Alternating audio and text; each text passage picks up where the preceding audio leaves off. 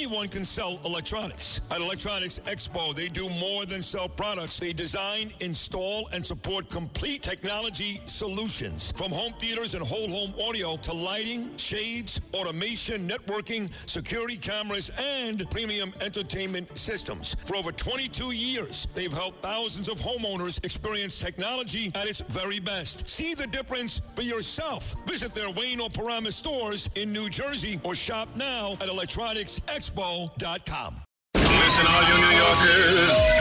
Crispi, taxi. Okay, man, we're looking around. This is the 77 WABC minicast. Mayor Zohran Mamdani released something he called New York City's Immigrant Enclaves map. Now, this map included Little Palestine in Manhattan, Koreatown in Manhattan, Little Pakistan in Brooklyn, Little Yemen in the Bronx. It also included Little Africa, Little Poland. But one community that it did not recognize was the original Little Italy. That brought an immediate rebuke from the Italian-American Civil Rights League. And joining us now to discuss it is the chairman of that organization, Mike Crispi. Mike, welcome into the Stone Zone. Roger, always an honor to be with you, sir. Thank you for having me on. Just reading from this statement that you put out earlier today, which got very wide circulation, you said, Little Italy is sacred ground. It is where Italian immigrants came with nothing, worked hard, opened shops, raised families, built churches, fed the city, and helped New York City be what it is today. As you, I think, correctly said, this isn't about just being left out. This is a purposeful effort to erase the history of the Italian-American community.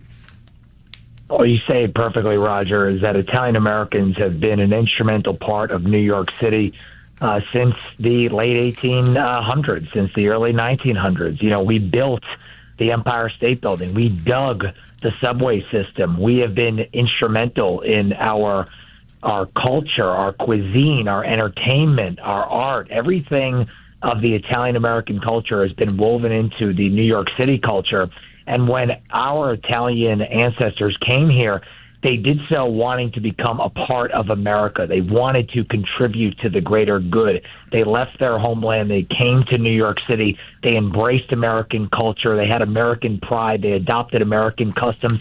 And it is a shame that Zohran is doing what he's doing, and he hates Italian Americans, and he's acting like this because we stand for everything that he is against. That is coming to a place, assimilating, working hard, doing it the right way, not making excuses, not looking for handouts, and contributing and standing on your own 2 feet.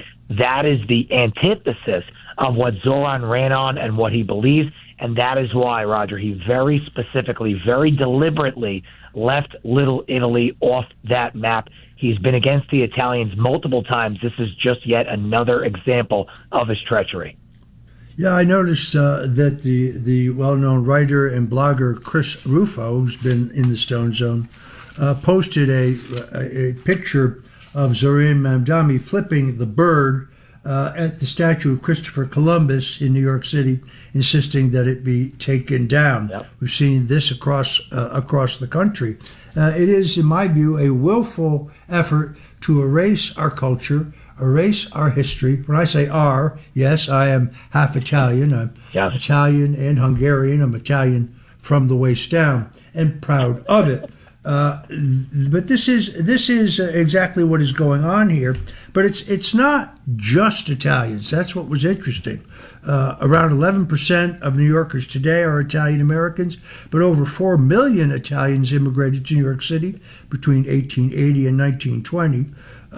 Little Italy, of course, is located in Manhattan, but you have other heavily Italian enclaves like Arthur Avenue in the Bronx, Bensonhurst in Brooklyn, Howard Beach in Queens, southern Staten Island. None of them seem to be listed in the mayor's map, but the neighborhood known as Little Palestine, that's on the map.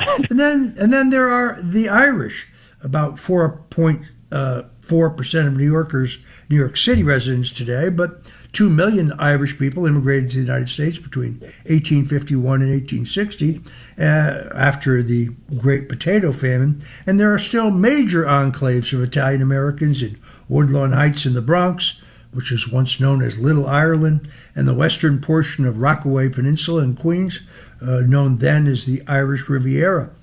Notice that they're also missing here. So I think there's something larger here at foot, and there's no mention whatsoever of the Jewish neighborhoods in the city. Yep. This is part of that larger effort to erase us as a people. Yes, Roger. I mean, you pointed out perfectly. The groups who have contributed to New York City historically are the ones that he's leaving out, and these third worldist groups that he is highlighting in this, enclave immigrant map. Nobody's heard of Little Palestine. Nobody's heard of Little Pakistan, but he points these out and he ignores other groups, and that is very deliberate. And the Christopher Columbus statue, him flipping off the statue, it's amazing because Italian Americans take so much abuse for Christopher Columbus, and people are referencing what Christopher Columbus did in the year 1492, saying that he was a savage. Well, a lot of people were savages in 1492. Nobody is arguing the tedious merits of other figures for other holidays. It only seems that Italian Americans come under fire for Christopher Columbus. The bottom line is that he is a symbol for our heritage, and it is not up to other people to say that he needs to be removed, and Italian Americans need to comply with the will of Ugandans like Zohran Mamdani, who are telling us what our holidays should be named and should not. If it was any other group other than Italians being told that, it would be dismissed as racist, out of pocket. But Zohran can do that to Italians, and he can, as you pointed out, Roger, ignore Irish people, Jewish people, and other groups that have built New York City, have done all the work, who embraced all of the things that have made New York, New York. He's dismissing that. He's whitewashing it. I look at his press conferences. I look at his televised events. The people around him, all about, different types of groups coming together. But it seems like he excludes specific groups and only has other specific groups, particularly Middle Eastern and African groups around him. And any other group to him is not acceptable. It's the most racist thing of all. Zohran is totally showing who he is whenever he does these things, and it's become such a demonstrable trend. Yeah, Little Italy is not just a memory or just a tourist stop. It remains a living center of Italian-American culture. The Feast of St. Gennaro still brings generations together. The Italian-American Museum preserves the stories of our families who came here. John Viola's Red Sauce Studios telling American stories through modern media from the heart of Little Italy. Of course, Baby John's favorite cannolis and family business on Mulberry Street. These are cultural landmarks, proof that Italian Americans are still here and still fighting to preserve our heritage. But it just seems that Mamdani can find room for every other fashionable progressive constituency, but somehow he can't find room for Little Italy.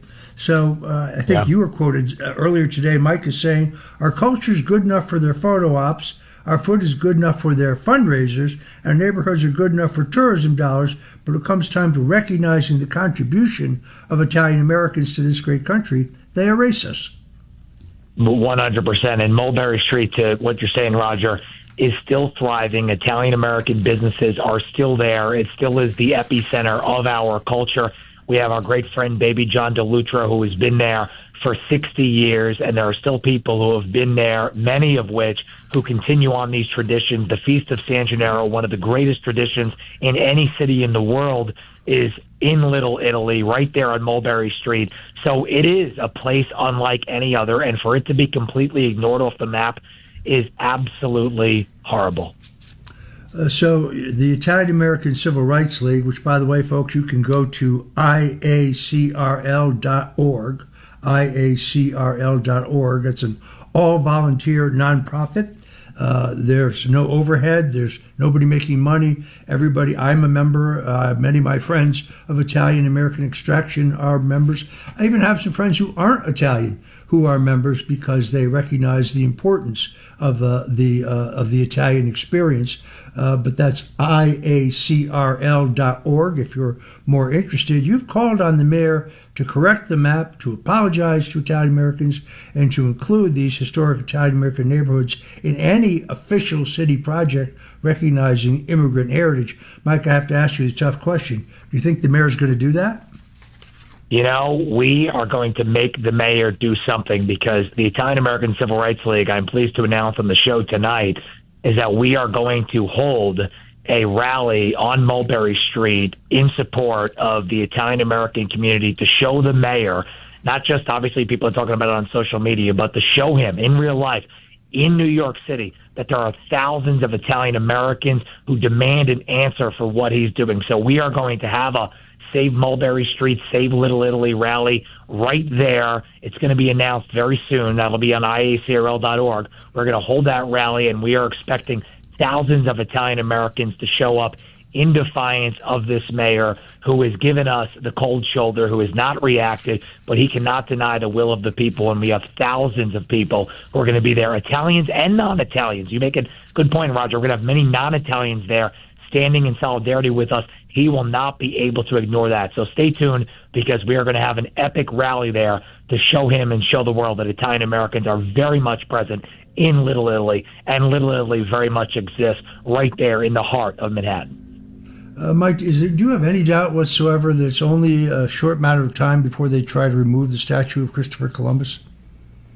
Oh, well, I mean, Columbus Circle, I think he's going to 100% try to change the name of Columbus Circle. He's already talked about it.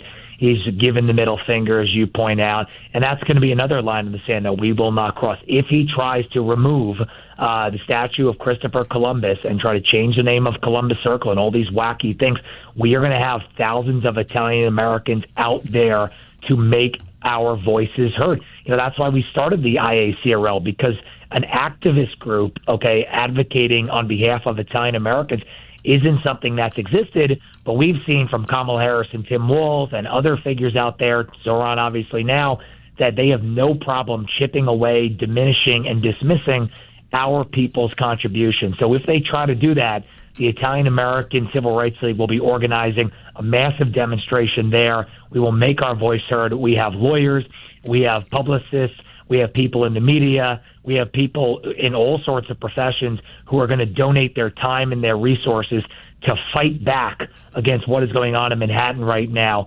So Italian American contributions do not go unnoticed and do not go anywhere. We were here before Zohran, and Roger, let me tell you, we, the Italian Americans, are going to be here hundreds of years after he is a long distant memory. You could take that to the bank.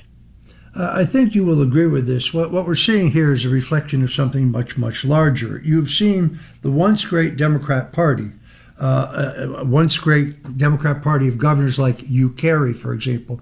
That party no longer exists. The Democrat Party in New York City and in New York State has been taken over by a radical, leftist, progressive, Marxist fringe, of which Mamdani is not just the state leader, but also the national leader. And therefore, old-fashioned Democrats, old-fashioned Catholic American Democrats really have no home in their own party anymore, can no longer, I think, win a statewide or a citywide primary. So this is the radical takeover of one of our two major parties by a radical fringe, but this is now the party of AOC, the party of Rashida Tlaib, the party of Bernie Sanders. Until yesterday, it was the party of Graham Plattner. This is the larger political and cultural phenomena that's taking place before our very eyes. 100%. President Trump said it the other day from the Oval Office, is that we are not running against the Democrat Party. We are running against a group of communists. They have taken over the party. The inmates are running the asylum. And, it's funny, Roger, a lot of people out there, old school Italian Americans, they were Democrats. They were working class Democrats who were out there in the 60s and the 70s voting for Democrats. Those days are long gone. Those are Trump voters now, 110%. But President Trump said it right, that we are no longer running against those types of Democrats. We are running against a different breed. We are running against a breed of American-hating lunatics who who want to erase us off the map. And this is how they do it, through the symbolism, through the gestures, through the whitewashing. This is their strategy. It's in all of the communist playbooks to the letter of the law, and they are running that on us right now. And must we not fall asleep and let it happen to us? We got to wake up, we got to stand up, and we have to reclaim our country, because it's a good thing if you have Democrats and Republicans, but it's not a good thing if you have Republicans battling communist America-hating lunatics. So we need to do a course correction, and getting the message out about these things helps do that. All right, we're going to have to leave it there. I want to thank our guest, Mike Crispi. If you're interested, go to IACRL.org. That's the Italian American Civil Rights League.org. It's an all-volunteer nonprofit and help fight for our heritage and our history. We'll be right back in the Stone Zone.